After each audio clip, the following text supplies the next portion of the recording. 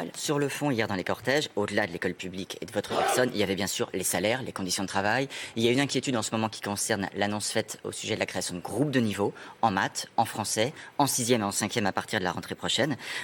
Les moyens sont jugés insuffisants. Est-ce que vous pouvez dire ce matin aux parents qui nous regardent, aux professeurs qui nous regardent, combien de professeurs vous allez mettre en plus, combien d'heures d'enseignement vous allez mettre en plus pour permettre ces groupes de niveau?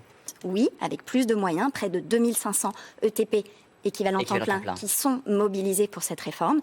Il devait y avoir initialement des suppressions de postes qui ont été annulées. Il y a des rééquilibrages qui se font entre le premier et le second degré.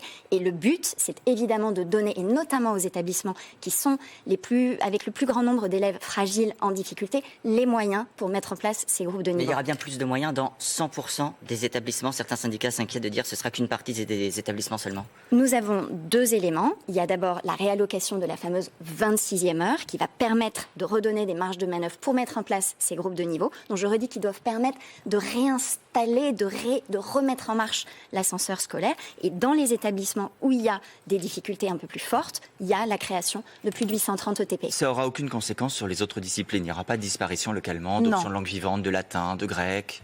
Non, le but, c'est qu'on puisse avoir une assise, une maîtrise des savoirs fondamentaux et qu'il n'y ait pas de remise en cause de la maquette, qu'il n'y ait pas non plus de remise en cause des dispositifs de soutien qui sont très importants.